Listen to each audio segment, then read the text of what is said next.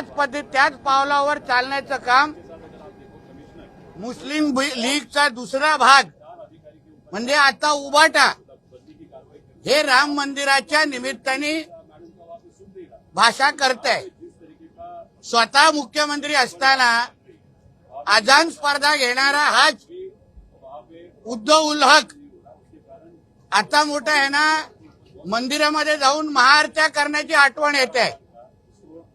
कोरोनाच्या काळात जे नियम मंदिरांना लावले, जे नियम मुख्यमंत्री असताना हिंदू सणांना लावले, ते कुठलेच नियम त्यांनी कधी मशिदीला आणि अन्य ईद आणि ह्या सगळ्या कधीच सणांना लावलेलीची हिंमत केली नाही। आणि म्हणून आता हे जे काय राम मंदिराच्या विरोधात जो काय हा बोंबलतोय, ते पाकिस्तानमध्ये बसलेला त्याच्या सगळ्या अफवांना खुश करण्यासाठी याचं नियोजन आहे।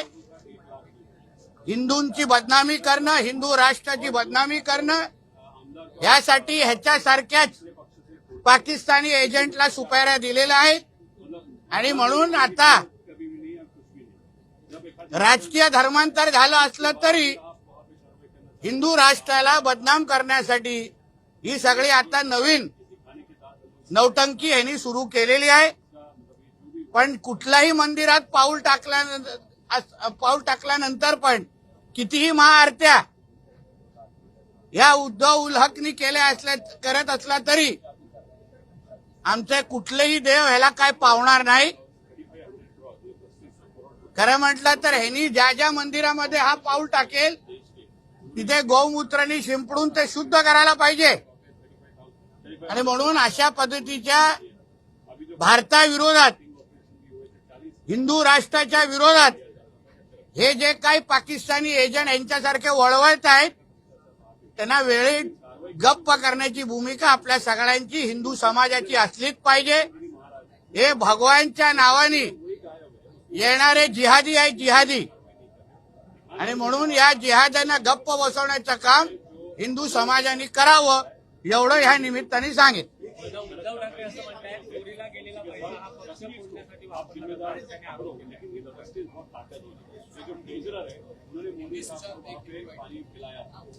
नाही, काही करणं अगोदर मला हे जरा सांगा, हे काय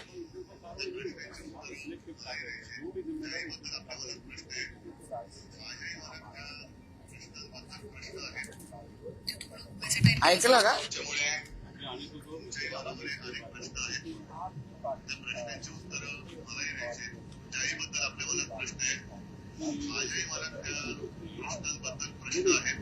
किती प्रश्न आहेत बघ याच्याकडे। हे असा वेड्याचा बाजार आहे, वेड्याच्या बाजाराचा प्रमुख त्याला उद्धव उल हक म्हणतात। आणि म्हणून हिंदू समाज अशा पद्धतीचे असंख्य इस्लामिक आक्रमण हे आतापर्यंत हाणून पडत आलेलं आहे।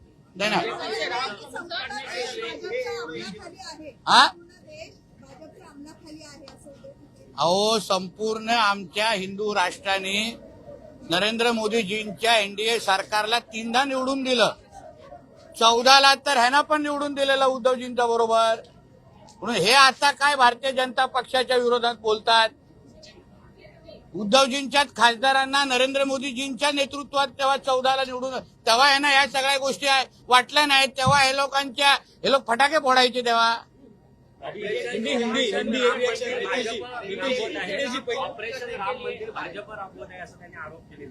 ऑपरेशन काय?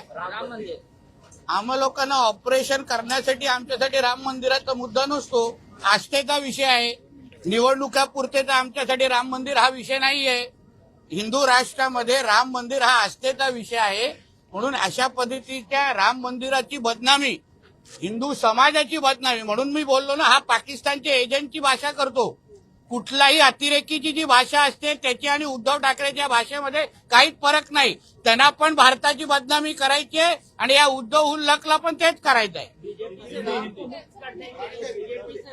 मराठी झालं तुमचं काय होतं ना, तुम्हाला लाज वाटली वाटतं तुम्हाला लाज वाटली वाटते विचारायला, तुम्ही विचारत होता म्हणून गप्प बसता। अरे विचार ना बाबा, हिंदी में पूछना है, बोलिए चलो।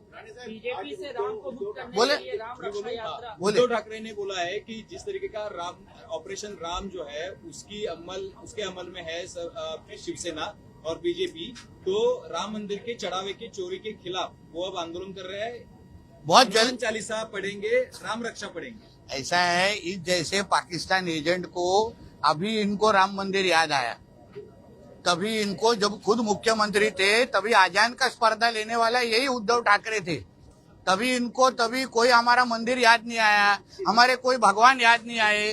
पर अभी इन लोग को इस तरीके की भाषा करना है, क्योंकि जो पाकिस्तान को, जो हिंदू राष्ट्र को बदनाम करने की भाषा जो पाकिस्तान करता है, वही अभी ये उद्धव ठाकरे बोलने की शुरुआत कर दिया है। बीजेपी मुक्त राम की संकल्पना शब्द में आलोचना की कि वो हिंदुओं के खिलाफ, हिंदू राष्ट्र के खिलाफ उद्धव उल्लाह कैसा होगा, क्योंकि उद्धव उल्लाह की है। आप कोई भी पाकिस्तान पार्लियामेंट की भाषण स्पीचेस देखिए, कोई भी टेररिस्ट की भाषा देखिए, उसमें और उद्धव ठाकरे में ज्यादा फर्क नहीं है। उनको भी हमारे भारत देश, हमारे हिंदू राष्ट्रों को बदनाम ही करना है, और इसको भी हमारे मंदिरों को बदनाम करना है, हमारे धर्मों को बदनाम करना है, और पाकिस्तान में बैठे हुए अपने अब्बा को खुश करना है।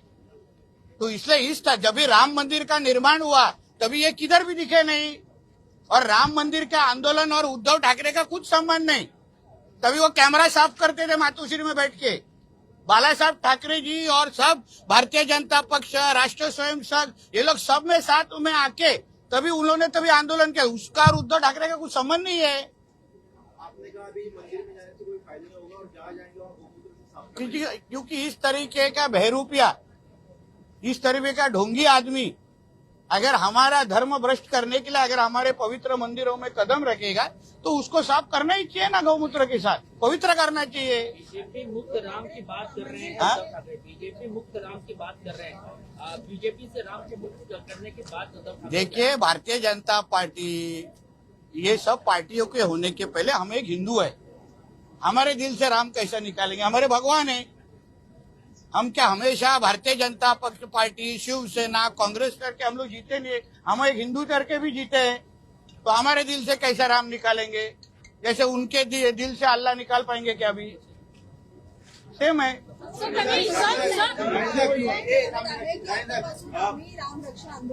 कोण कोण? अरे पण उद्धव ठाकरे आणि रामदेवाचा काही संबंधच राहिलेला नाहीये. त्याचं राजकीय धर्मांतर झालेलं आहे, आणि राजकीय धर्मांतर झालेल्या व्यक्तींनी आमच्या धर्माच्या बाबतीमध्ये काहीच बोलू नये अशी भूमिका आमच्या सगळ्यांची आहे. असंही म्हटलंय की अमित शहा जरी आमच्यासोबत आले तरी आम्ही त्यांच्यासोबत अयोध्येला जाऊ, भाजप आमच्या सोबत आली तरी देखील आम्ही. बघा, एक लक्षात घ्या, हिंदू म्हणून एक दुसऱ्याबरोबर एकत्र येऊन आमच्या कुठल्याही मंदिरात जाण्यामध्ये चूक नाही ना. आम्ही जेव्हा कुठल्याही मंदिरामध्ये पाऊल टाकतो, आम्ही आमची पद, आमच्या पक्षाची ओळख ही सगळे त्या मंदिराच्या बाहेर ठेवून एक हिंदू म्हणून त्या मंदिरात जातो. मग अमित शाह साहेब असतील किंवा कुणीही असेल, उद्या माझ्या बरोबरी अगर त्यांना मंदिरामध्ये जायची इच्छा असेल ना, कोण नाही सांगणार नाही त्यांना, मी घेऊन जाईन त्यांना. कदाचित परत धर्मांतर करीन, घर वापसी करून टाकीन त्यांची. हिंदू आणि राम भक्तांना त्यांनी आवाहन केलंय रविवारी दादरमध्ये जमण्यासाठी. किती लोक जमतील असं वाटतं? बघा, एक लक्षात घ्या, किती लोक आणि आता उभाटाचा काही संबंध राहिलेला नाही. मुद्दा असा आहे, आमच्या मंदिरांमध्ये जमण्यासाठी आम्हाला कुठल्या तरी उद्धव हकला आवाहन करण्याची गरज नाही. आम्ही रोज मंदिरात जातो, रोज तिथे नतमस्तक होतो, रोज आमच्या देवाची पूजा करतो. त्यासाठी ह्या अशा पद्धतीच्या जिहाद्याला येऊन आम्हाला सांगण्याची गरज काय आहे?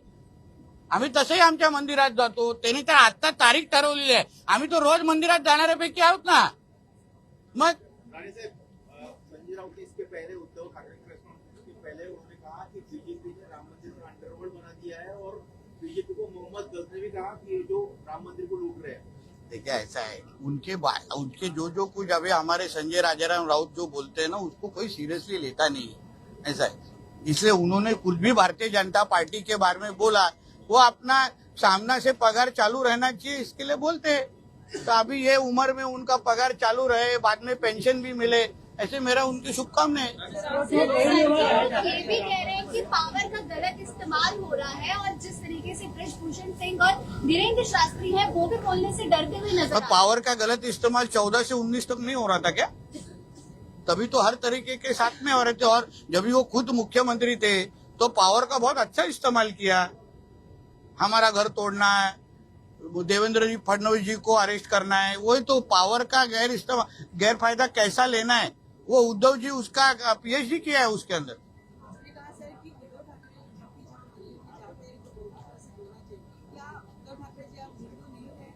वो तो उनके हरकतों से ही लग रहा है ना।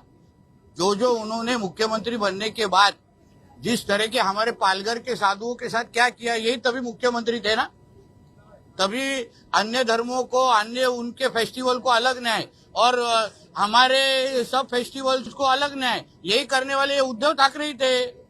तभी उनको हिंदू बनने का याद नहीं आया। अजान स्पर्धा ऑर्गेनाइज करते उनको याद नहीं आया तभी हिंदू। अभी बराबर जब पूरा उनको राम मंदिर की याद आई है। कभी इतने सालों में राम मंदिर बनने के बाद कभी गए क्या मंदिर में आशीर्वाद लेने के लिए? फिर अभी जा रहे। नहीं, मंदिर में जाने की किसी को पाबंदी नहीं है।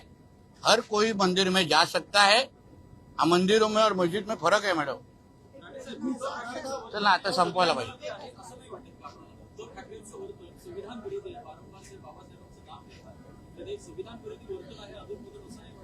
त्यांच्या वर्तनाकडे मी जास्त लक्ष देत नाही।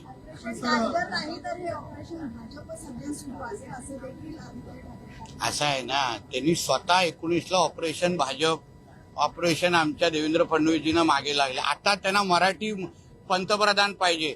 मग 2019ला काय पाकिस्तानचा मुख्यमंत्री बसवत होता काय महाराष्ट्रामध्ये? मग तेव्हा देवेंद्र फडणवीसांच्या विरोधात कशाला षडयंत्र केलं? मग कशाला वडिलांना तेव्हा बसवायला बघितलं? मग तेव्हा काय वेगळा कोणतरी पाकिस्तानवरून आम्ही माणूस आणून मुख्यमंत्री बसवत होतो काय महाराष्ट्राचा?